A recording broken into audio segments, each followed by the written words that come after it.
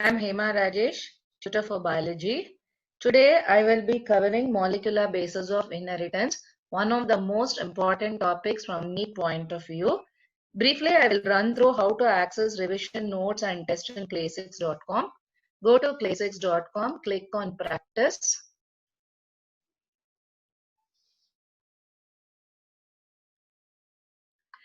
You will see a lot of packages. You can select any package you want. Since we are doing NEET classes, I'll select NEET Premium. And here you will find lot of chapter tests in each of the subjects like physics, chemistry, and biology, along with NEET full tests. Now here you see a lot of colored bubbles. Each bubble represents a test. Now green bubble represents you have already completed a test, but you can always revisit the test for your revision practice, or you can, if you have scored less, you can, after learning the concept, to recall how much you can recall, you can visit the test again.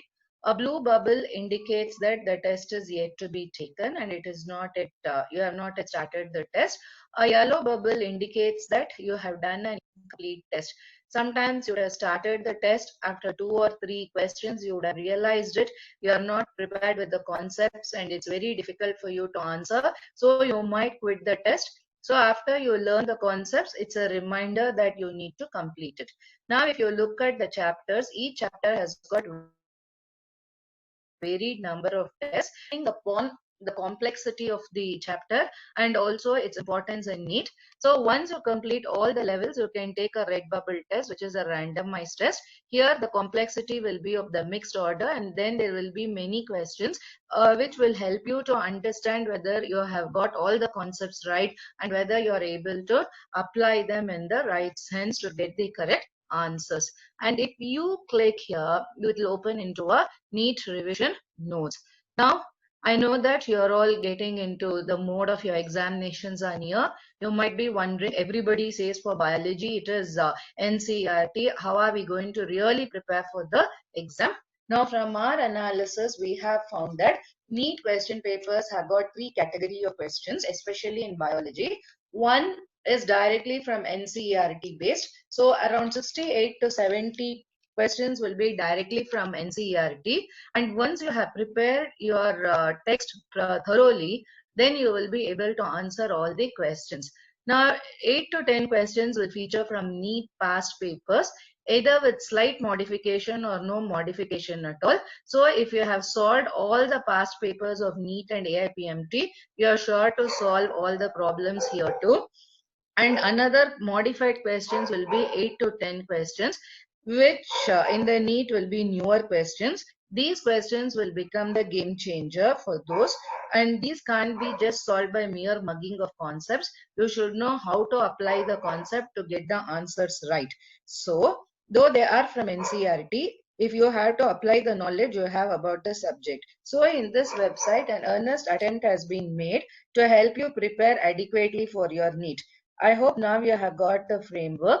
Now let us begin the lesson. So if you at all you're thinking of whether to go for a package, I would suggest you go for this package, which would help you to prepare adequately for your NEET exams.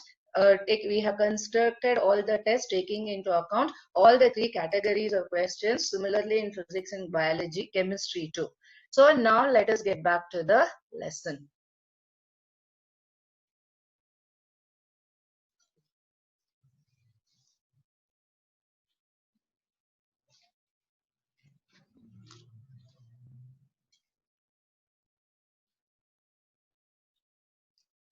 So here, this is the molecular basis of inheritance is the lesson today. And if you really look at the chapters, this PDF has got, it's been summarized to 135 pages, all your 10 books of physics, chemistry and biology in one small package, taking into consideration the important concepts which you are supposed to know from NEET point of view. So in the at the time of preparation or revision especially, this would be a very handy book for you. If I again suggest that you can go for this package. Now let me start with the lesson. So the first thing when we talk about it, nucleic acid. So Johansson introduced gene and described it as an elementary unit of inheritance which can be assigned to a particular trait. Gene is a unit of inheritance composed of linear segment of DNA which is situated at a specific locus and carries coded information associated with a specific function and can undergo crossing over as well as mutation. Now there are three units within a gene. They are cistron, recon, and muton. Cistron is called the functional unit, recon is the recombinational unit, and muton is the unit of mutation. Deoxyribonucleic acid and ribonucleic acid are the two types of nucleic acids found in the living system. DNA acts as the genetic material in most of the organisms. Though DNA acts as a genetic material in some viruses, mostly it functions as a messenger. Now let us look at deoxyribonucleotides.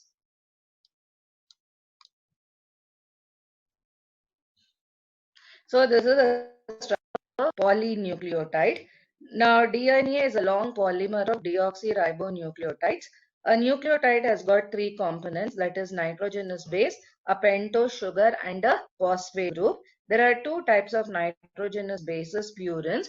Adenine and guanine are purines, and pyrimidine, cytosine, uracil, and thymine. A nitrogen base is linked to the pentose, that is deoxyribose sugar, to a glycosidic linkage to form a nucleoside. When a phosphate group is attached to a 5' hydroxyl group of a nucleoside through phosphoester linkages, it forms a corresponding nucleotide. Two nucleotides are linked through 3' 5' phosphodiester linkage to form a dinucleotide, and when many nucleotides are linked in this fashion, it results in the formation of a polynucleotide. Polynucleotide has at the 5' end a sugar group, a free phosphate moiety, and the 3' end it has got a hydroxyl group. The backbone of the polynucleotide is formed by the sugar and the phosphate, while the nitrogenous bases project from the backbone. So here the sugar and the phosphates will form the backbone, and then these nitrogenous bases will be projecting from the backbone. Now let us look at the double helical structure of DNA. First of all, Watson and Crick proposed a double helical model of DNA based on the X-ray diffraction data produced by Maurice Wilkins and Rosalind Franklin. The important feature of this model is the complementary base pairing. Now the salient features, if you look at the DNA double helix, it contains two polynucleotide chains. Its backbone constitutes sugar phosphate and bases project inside. So here this is the backbone and here are the bases. The two chains have anti-parallel polarity, that is 5' to 3' and 3' to 5'. Suppose if this is a 5' end, this will be the 3' end, and this will be 3' end, and this is 5' end. So this is about the anti-parallel polarity. Now the bases and the two strands are held together by the hydrogen bonds forming the base pairs. Adenine always pairs with thymine and guanine always pairs with cytosine. Adenine will form two hydrogen bonds to base pair with thymine, and guanine will form three base pairs to form three hydrogen bonds to base pair with cytosine. The two chains are coiled in a right-handed fashion, and the pitch of the helix is 3.4 nanometer. There are about 10 base pairs in each turn with 0.34 nanometer between the two base pairs. So this data is very important. They might ask you to identify the number of base pairs within the given pitch, or the data will be in such a way that you should be using this. So each distance is 0.34 nanometer. There will be 10 base pairs in each turn, that is in the bDNA structure. And the plane of one base stacks over the other in the double helix. Now if we look at RNA, RNA was the first genetic material. The 2-hydroxyl group of ribonucleotides is a reactive group that makes RNA a catalyst. The essential life processes such as metabolism, translation, splicing have evolved around RNA even before DNA has evolved as a genetic material.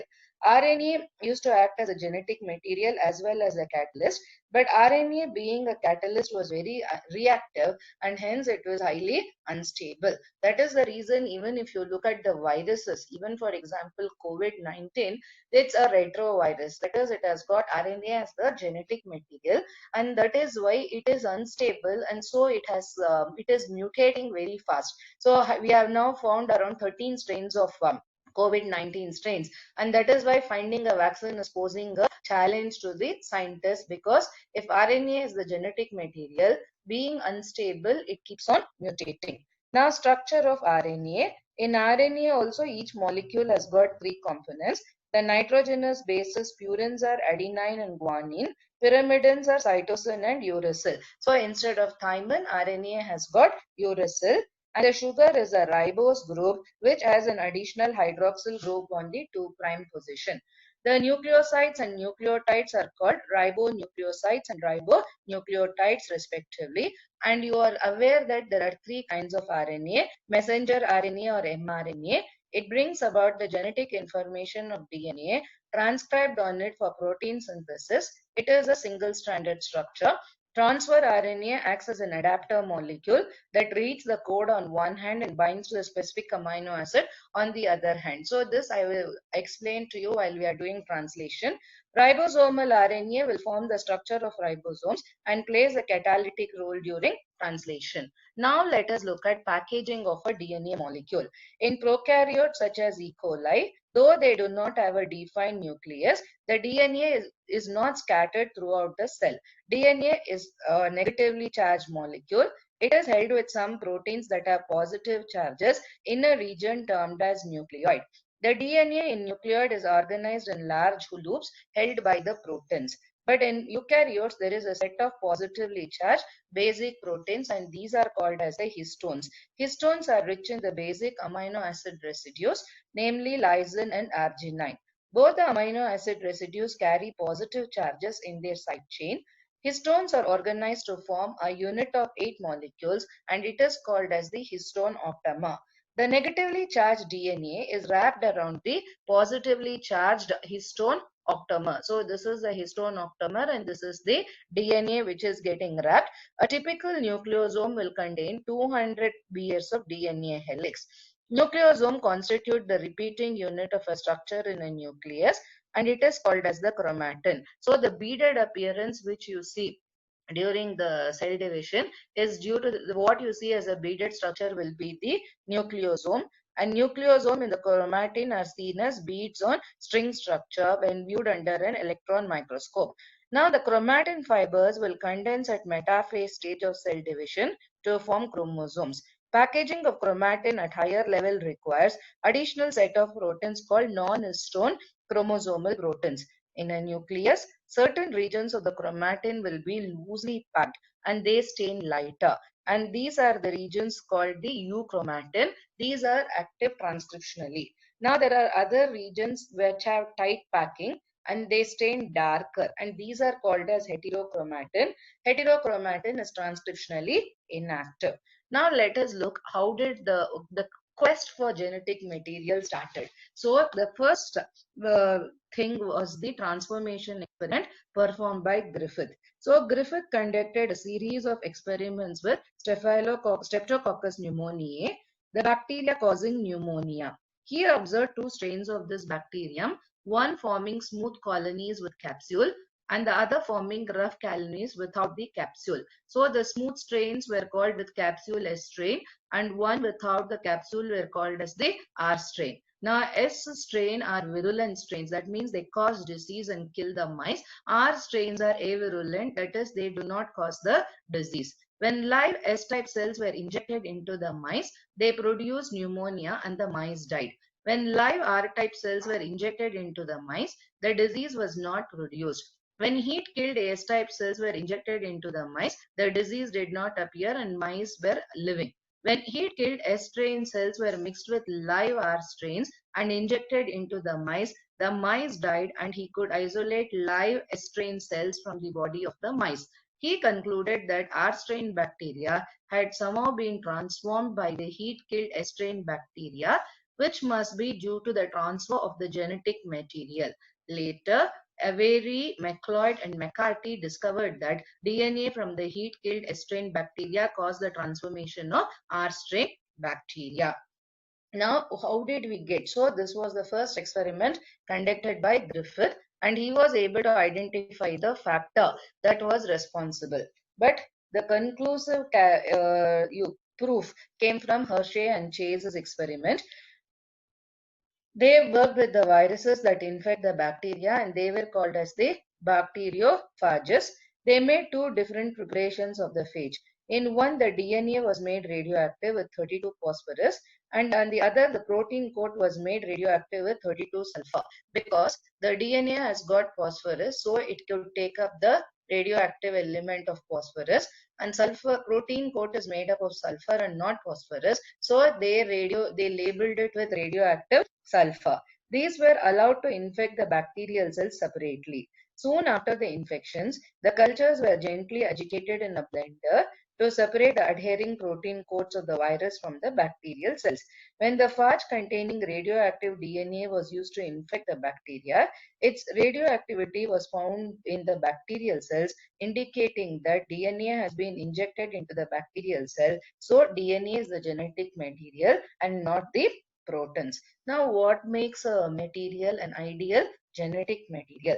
So, any molecule. Why is it only we are talking about DNA and RNA? There are protein molecules, there are lipid molecules, there are carbohydrate molecules. Why are they not genetic material? So, the reason is it should be able to produce its replica. So, DNA and RNA are able to replicate. It should be chemically and structurally stable. So, this DNA is stabler than RNA, because even after getting heated, though it did not produce the virulence, the DNA kept the property of causing the virulence was still inherent in the DNA.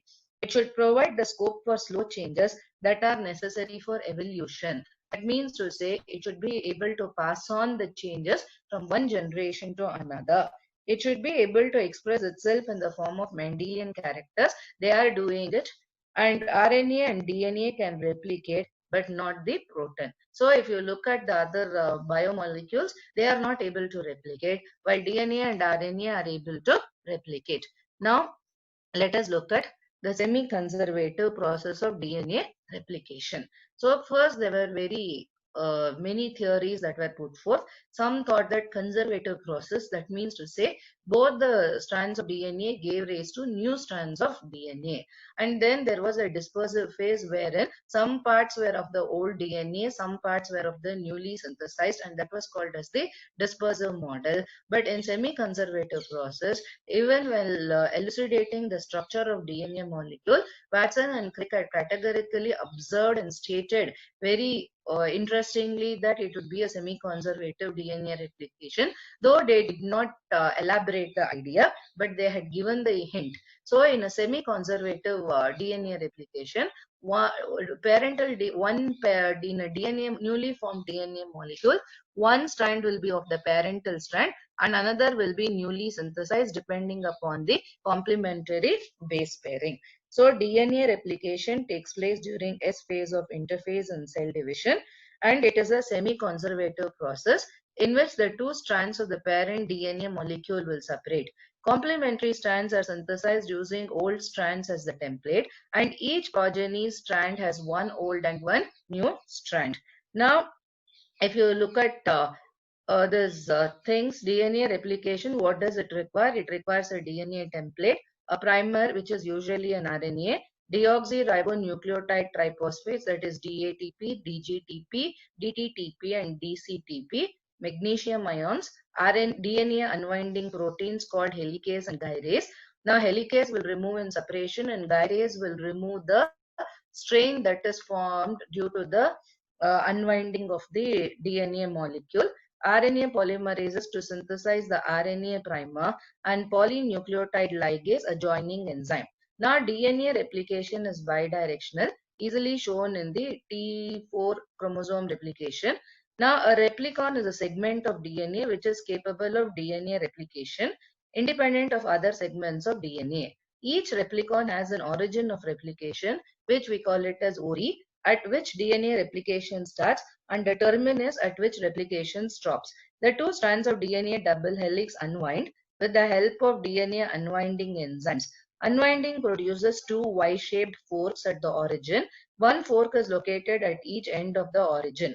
When replication begins, this fork becomes replication fork. The unwinding of the strain imposes a strain of the strands will impose a strain which is relieved by the action of a superhelix relaxing protein. Single-stranded binding protein stabilize the unbound parental DNA. Initiation of DNA synthesis requires an RNA primer. RNA primer is synthesized on DNA template by an enzyme trimase. The 3 prime hydroxyl group of primer RNA provides the initiation point for DNA polymerase, which requires a free 3 prime hydroxyl of pre-existing polynucleotide for the initiation of DNA replication. Now, DNA replication, as you know, it is semi-conservative. It is also semi-discontinuous, which occurs always in 5 prime 3 prime direction. Now, if you look at this direction, this is a continuous synthesis will take place in the direction of 3 prime to 5 prime. But in the direction of 5 prime to 3 prime, if you see, this is a discontinuous synthesis. Here, the synthesis will occur in the form of fragments called as the Okazaki fragments, and these fragments will be later on joined together by the enzyme ligase. Now, the enzyme responsible for DNA synthesis is DNA polymerase. There are 3 DNA polymerases in prokaryotes, polymerase 1, Pol2 and Pol3, whereas 5 DNA polymerases are present in eukaryotes, that is alpha, beta, gamma, delta and epsilon. In prokaryotes, the major function of DNA replication is performed by DNA polymerase 3. In eukaryotes, DNA polymerase alpha replicates the leading strand, while DNA polymerase delta synthesizes the lagging strand. DNA polymerase beta and epsilon are nuclear DNA repair enzymes, whereas DNA polymerase gamma is found in mitochondria and in the chloroplast. So now let us look into Mendelssohn and Stahl's experiment. So what did they do and what did they prove from this? Mendelssohn and Stahl's experiment was an experiment conducted by Matthew Mendelssohn and Franklin Stahl to prove DNA replication is semi-conservative. Semi-conservative replication means that when the double-strand DNA helix was replicated, each of the 2 double-stranded DNA helices consisted of one strand coming from the original helix and another one newly synthesized. Now, they first grew E. coli bacteria in a medium containing heavy isotope of nitrogen-15. It is a heavy isotope, not the radioactive isotope, for several generations. This led to the incorporation of heavy isotope in all the nitrogen-containing compounds, including the bases. Mendelssohn and Stahl were able to extract the bacterial DNA and centrifuge it in the cesium chloride solution. Depending on the mass of the molecule, DNA would settle out at a particular point in the tube. The 15N bacteria were then transferred to a growth medium containing the normal lighter isotope of nitrogen, nitrogen-14, where they reproduce by cell division. Now, extracts of DNA from the first generation offspring were shown to have a lower density, since half the DNA was made up of original strand containing N15 and half was made up of new strand containing N14. At succeeding generation times, the DNA extracts were found to have a lower proportion of 15En and more of 14En was incorporated into the bacterial cell. And this was the conclusive evidence for semi-conservative method of DNA replication. So this diagram is very important. They might ask you to identify what each and everything. So what is it? Is it the heavy isotope? Here it is a hybrid. So what is the kind of nitrogen that will be here? So in heavy, both are nitrogen 15. In a hybrid, nitrogen 14 and nitrogen 15. In the lighter version, it will be nitrogen 14 and nitrogen 14. So this, when there are 2 bands, one is a hybrid, one is a lighter nitrogen. So this, they might ask you to interpret and show you. This you should be aware of it. Now let us look into genetic code. The triplet sequence of nucleotides on mRNA, which stores the information for linking amino acid in a definite sequence during protein synthesis, is called a genetic code. The term genetic code, the first clue to codon assignment was given by Nuremberg and Mathai. Later on, Hargobind Khorana deciphered the genetic code by developing a new technique. Francis Crick proposed wobble hypothesis, according to which the third base of a codon is not very important and specificity of a codon is particularly determined by the first 2 bases.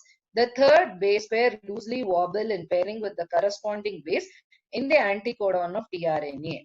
There are 64 codons, out of which AUG is called initiation codon and UAA, UGA, UAG are called termination or nonsense codons because they do not code for any amino acid, so they stop the growing of the polypeptide chain. So when an tRNA comes across these codons, it will bring an end to the protein synthesis or the translation process. The genetic code is triplet, degenerate. That means more than one codon can be used for a single amino acid. Non-overlapping. A base in mRNA is not used for two different codons. Comma or less, no punctuations are needed between any two codons. Non-ambiguous. Two amino acids never represented by a single codon and they are universal. That is right from bacteria to man, it will be the same. In mitochondria, AAG and AGA code for stop signals, whereas in cytoplasm, they code for arginine. In the same way, UGA, that is a termination codon, corresponds to tryptophan, while AUA codon for isoleucine denotes methionine in the mitochondria. So this information is important. You should be aware of it. Now let us look into the central dogma of molecular biology. So different proteins, do different functions. Like structural proteins determine the organism's physical form. Functional proteins determine how the cells, tissues, organs, and indeed the whole organism survives in its environment. And regulatory proteins act as switches where appropriate to direct metabolic responses as needed. In 1958, Crick proposed the hypothesis of central dogma. He proposed that the information present in DNA is transferred to RNA and from RNA to protein through first one is through transcription, second is through translation. But central dogma is modified after discovery of reverse transcription, wherein the formation of cDNA occurs from mRNA, and this is what we call it as the reverse transcription, named after the scientist who discovered. We call it as Teminism, and this was found in Ross sarcoma virus by Baltimore Temin. Now let us look into transcription. That is the first step. Now this is a transcription unit. Now if you look at this, this will be a coding strand and this is a non-coding strand. Now coding prime end, at the end it has got a 3' end. Coding strand is decided based on the presence of the promoter. If the promoter is present at the 5' end, that is the upstream end, then that strand is called as the coding strand, and the other strand which has got terminator at 5' end is called as the non-coding strand, now or the template strand. Though it does not code for anything, it is still called as the coding strand. Now DNA is transcribed into RNA by an enzyme called RNA polymerase. There are 3 types of RNA. You know very well, one is the ribosomal RNA, mRNA and tRNA. Now the 4 bases in RNA are uracil, adenine, guanine and cytosine. In bacteria, let us look at the transcription in prokaryotes. In bacteria, RNA polymerase binds to the promoter sequence just upstream of the start site of transcription. The enzyme moves down the DNA template and synthesizes an RNA molecule. RNA synthesis stops once the enzyme has transcribed the terminator sequence. Now let us look into transcription in eukaryotes. Eukaryotic mRNAs are modified by the addition of 5-methyl-guanosine cap at their 5' end. A poly A tail is added to their 3' end. Intron sequences are removed and exon sequences are joined together. Fully processed mRNA is ready for protein synthesis. In eukaryotes, there are 3 types of RNA polymerases: RNA polymerase 1, 2, and 3, catalyzing the synthesis of rRNA, mRNA, and tRNA respectively. RNA polymerase 2 needs the help of protein transcription initiation complex known as transcription factor to bind to the promoter region. To make a lot of RNA in response to a signal, such as hormone, other proteins bind to sequences called enhancers. This protein interacts with the initiation complex and increases the rate of RNA synthesis. In E. coli, the enzyme RNA polymerase consists of 5 different polypeptide chains, that is alpha 2, beta, beta prime, and sigma. The holo enzyme has a molecular weight of 4,50,000. The enzyme without sigma subunit is called as the core enzyme, which is capable of transcribing bacterial DNA to RNA. Now you have to know about transcription signal. Promoter is the specific sequence of 20 to 200 bases which RNA polymerase binds to DNA. In a region from 5 to 10 bases to the left of the first base copied into mRNA is the right end of a sequence called the Pribnow box. Pribnow box is a sequence that orients RNA polymerase so that synthesis proceeds from left to right.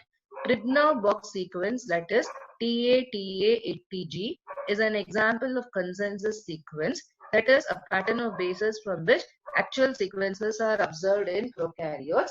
In eukaryotes, the corresponding consensus sequence is TA-TA-AAA or TA-TA box, that is also known as the Tata box or the Hogness box. So this is about the transcription in eukaryotes. Now let us look at translation. Now the decoding, so the message. So in prokaryotes, what happens? In in prokaryotes there is no differentiation between the nucleus and the cytoplasm. So in prokaryotes, all the events appear in the cytosol.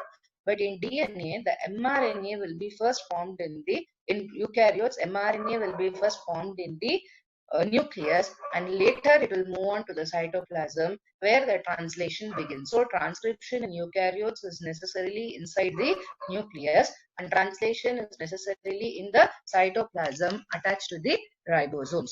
So the decoding, so this is a tRNA molecule. So it has got, and it is in the form of a clover shape. So this is what was called by a clover shape, and it was given by a scientist called Hawley. So it has got an anticodon, and this anticodon will be having the base pairs. It will go and read the mRNA, which will form complementary base pairs to the anticodon, and that corresponding amino acid will be carried by the amino acid arm. So this is the structure of tRNA molecule, and that is why it acts as an adapter molecule. Now let us look at the process of translation. The decoding of the message of mRNA in the form of protein is purely unidirectional process, and it takes place in the ribosomes. Ribosomes are made up of rRNA and protein. It consists of two parts, large and small. mRNA moves through the groove between the large and the small subunits of ribosomes. Various steps of protein synthesis are amino acid activation and involvement of tRNA. tRNA reads the message coded on mRNA. The code in the form of 3 bases is called the codon. tRNA are present in the cytoplasm. The two-dimensional structure of tRNA has got an amino acid arm which will be able to carry the specific amino acid. The activation of amino acid is catalyzed by the amino acid tRNA synthetase enzyme. tRNA is specific for a particular amino acid if tRNA has only loop called the anticodon loop. Anticodon has complementary base of the message on mRNA. If AUG is the code for mRNA, the anticodon in the tRNA will be UAC. Now, how does the polypeptide bond sequence get initiated? This is done when mRNA binds to the small unit of ribosomes in the presence of the initiation factor.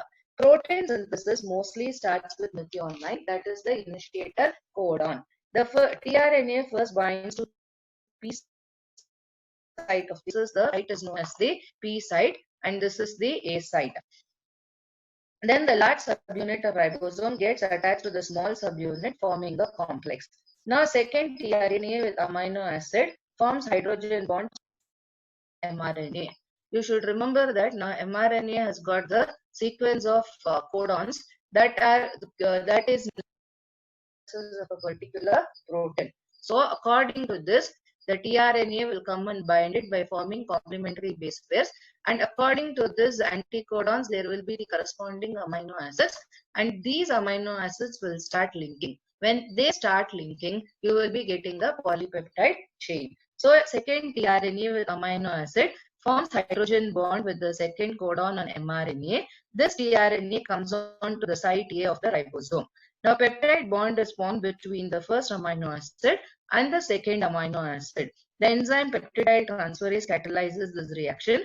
Now, the second amino acid will shift to the P site, and the process of shifting of amino acid from A site to P site is called translocation. And final stage is the termination. When a code UAA, UAG, or UGA comes, it is the indication of termination.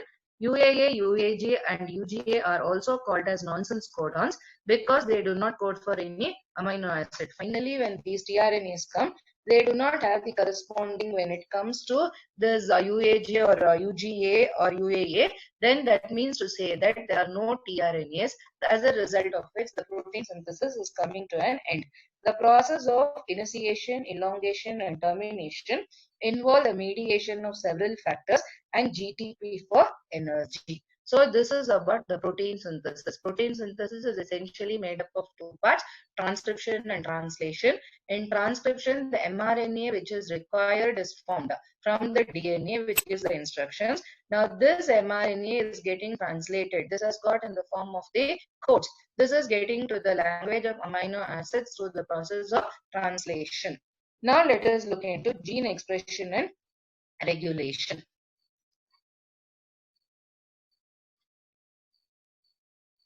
So this is the very simple thing. Gene expression is the process by which information contained in the gene is decoded to produce other molecules that determine the phenotypic traits of an organism. Now, the process is initiated when the information contained in the base sequence of DNA is copied into a molecule of RNA and it determines the linear order of amino acids in a polypeptide chain. The detailed process of gene expression, including transcription and translation, has been described earlier for you. Now let us look at the expression in brief steps. RNA molecules are synthesized by an enzyme called RNA polymerase, which uses a segment or single strand of DNA, which is complementary in base sequence to the template DNA. This overall process by which the segment corresponding to a particular gene is selected and an RNA molecule is made is called a transcription. In the nucleus of eukaryotic cells, the RNA usually undergoes chemical modifications called RNA processing, and then it comes out as a messenger RNA. Now, gene regulation is the mechanism by which expression of different genes are controlled. So gene regulation or regulation of gene expression takes place in the following steps. First is gene amplification, destruction or distribution, transcription, post-transcription, translation, and post-translation. So in prokaryotes, genes are organized into operons. Operon is a group of structural genes whose transcription is regulated by a set of regulator gene, a promoter gene, and an operator gene, which often located upstream or onto the left of the structural genes. Now, this was worked out by Jacob and one or two French scientists, and they proposed the operon model for regulation of gene activity in the prokaryotes. Now, let us look at the lac operon, which was described by them. So, this was in E. coli. Three enzymes are needed for lactose metabolism, namely beta-galactosidase, beta-galactoside permease, and thiogalactoside transacylase. One strain of E. coli would produce all the enzymes irrespective of the presence or absence of the lactose in the medium. And this strain is called constitutive strain. Another strain of E. coli is called inductive strain. This will produce the enzymes only if lactose is present in the nutrient medium. In the inductive strain, lactose will act as an inducer in the enzyme synthesis. Now, the three structural genes are represented as Z, Y, and X are located to adjacent to one another as gene clusters. The promoter P is situated close to Z. The operator O is adjacent to P. The regulator R is not immediately close to O, but it is located near it. In this strain, regulator gene produces a repressor protein. Repressor protein will combine with the operator gene to inhibit the production of mRNA. Operator gene is getting thus repressed. So this is the operator gene and which is getting repressed. mRNA synthesis stops when the operator gene is off. This occurs in the absence of lactose. When lactose is present, operon system functions and switches on. Lactose combines with the repressor protein and inactivates it. Operon now becomes activated and initiates mRNA production. Polymerase enzyme RNA polymerase enzyme will now bind to the promoter gene, which in turn is responsible for initiating the mRNA synthesis. Now, genetic code of mRNA is translated into the synthesis of three enzymes, namely beta-galactosidase, beta-galactoside permease, and thiogalactoside transacylase, which brings about the metabolism of the lactose. So, this is about the lac operon concept. So, now let us look at some other important concepts from this lesson. So all whatever I have explained to you in detail, since it is a very important chapter, I have put it up in the as slides to explain to you. And these diagrams are also very, very important, children. So please make a note of all the diagrams. Now let us look into the tail end concepts like Human Genome Project. So Human Genome Project, or HGP, was a 13-year-old project that was launched in the year 1990 and it was completed in 2003. The project was coordinated by US Department of Energy and National Institute of Health. So what are the goals of HGP? That is, HGP's goal is to identify all the genes in human DNA, to determine the sequences of 3 billion sequences present in the human DNA, store the information in databases, improve the tools for data analysis, transfer the technologies to other sectors, and address the ethical, legal, and social issues that may arise from this project. Now, what are the methodologies? There are two methods. One is express sequence tags, which focuses on identifying all the genes that are expressed as RNA, and sequence annotation approach focuses to simply sequence the whole set of genome that includes all the coding and the non-coding sequences. Now, what are the advantages of HGP? Knowledge of the effects of variations of DNA among individuals can provide the ways to diagnose, treat, and even prevent a number of diseases or disorders that affect the human beings. So it provides clues to understanding of the human biology. Now let us look at DNA fingerprinting. It was a technique developed by Alec Jeffries in an attempt to find out markers for inherited disease. The process of DNA fingerprinting includes extraction of DNA, amplification, restriction, digestion, separation of DNA sequences, southern blotting, hybridization, and autoradiography. Now, this is mainly used to identify the criminals in the forensic laboratories, to determine the real biological parents, to verify whether an immigrant is really a close relative of the mentioned resident, and to identify racial groups to rewrite the biological evolution. So these are the important key concepts of this lesson, which you have to know for your NEET. So with this, we complete all the key concepts of the lesson. Now let us get back to the practice test.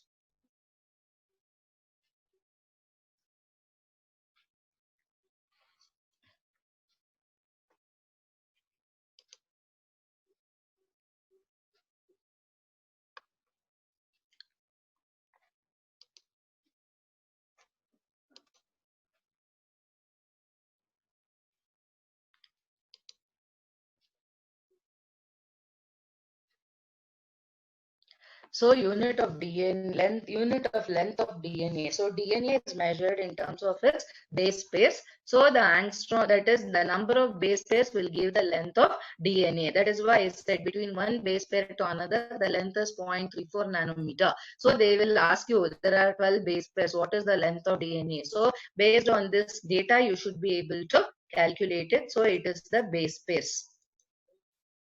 Dash and dash are purines. So adenine and guanine are purines.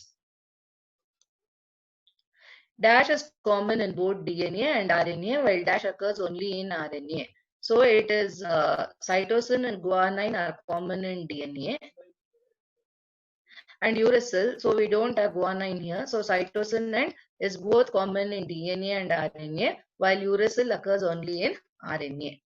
The backbone of DNA has got sugar and phosphate. 5-methyl uracil is thymine. The number of hydrogen bonds between guanine and cytosine. So ATGC. So GC it is 3. The number of hydrogen bonds between adenine and guanine. Adenine and guanine never pair with each other. So the number of hydrogen bonds is 0. Each turn of B DNA has 10 base pairs. Central dogma of molecular biology as proposed by Francis Crick, DNA to mRNA, mRNA to protein. DNA wrapped around histone octamer is called nucleosome. Nucleosome contains 200 base pairs of DNA helix. Thread-like colored bodies seen in the nucleus are called chromosome. Region of chromatin are loosely packed and stains light. So it is euchromatin.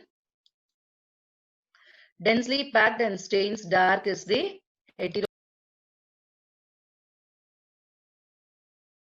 See the length. So if they give you 12 base pairs are there, what is the length? So between one base pair to other, it is 0.34 nanometer. Based on that calculation, you had to arrive. That is why I said those data is data I gave you are very, very important. Next, I have already saved, so I'm going to the next question. Dash and dash are purines. Adenine and guanine are purines. Cytosine, thymine, and uracil are pyrimidines. Dash is common in both DNA. So adenine, guanine, both DNA and RNA, cytosine are common. So we have only the choice is cytosine, and uracil is present in the RNA. Now the backbone of DNA is sugar and the phosphate. A nitrogenous bases will jet out from the backbone. 5-methyl-uracil is thymine chemically. The number of hydrogen bonds between guanine and cytosine. So ATGC is the base pairing.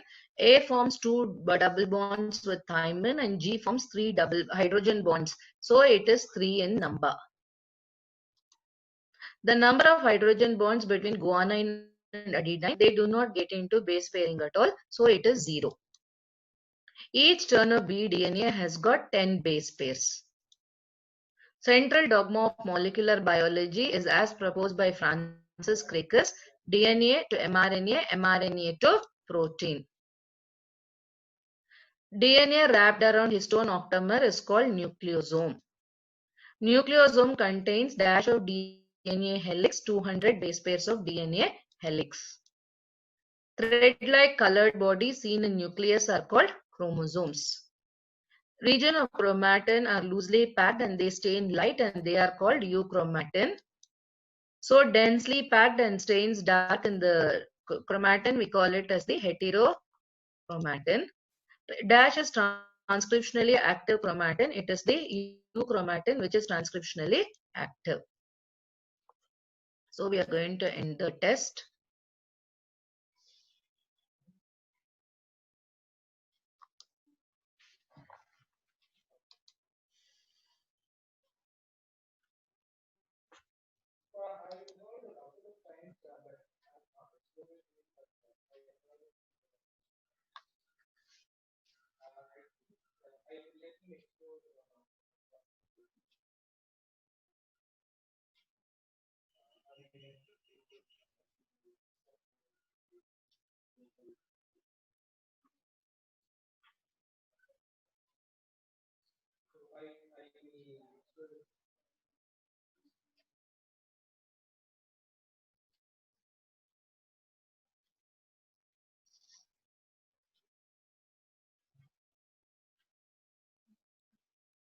So all our answers are correct. So all the boxes here shows a green colored box. If any answer is incorrect, it will be showing red in color. You just click on the particular question where it's gone wrong. You will also see your answer and the correct answer. And when you scroll down, you will also see the explanation. From this, you can analyze why your answer was wrong. If it is yellow, it means to say you have not attempted the question. Children, I would request that, I would suggest that you don't attempt a question if you are not sure of the answer, because you are giving an entrance test which has got negative correction. So negative correction means from 720, the incorrect ones will not be deducted. It will be deducted from your total score for whatever the correct answers you have got. From that, it will be calculated. Suppose you have got 10 correct answers, then it will be 10 fourths of 40. And then out of 45, 5 that means to say 40 minus 5. So your total will be only 35. So it is better you people are very cautious when you are taking your answers. So with this, we come to an end of today's class.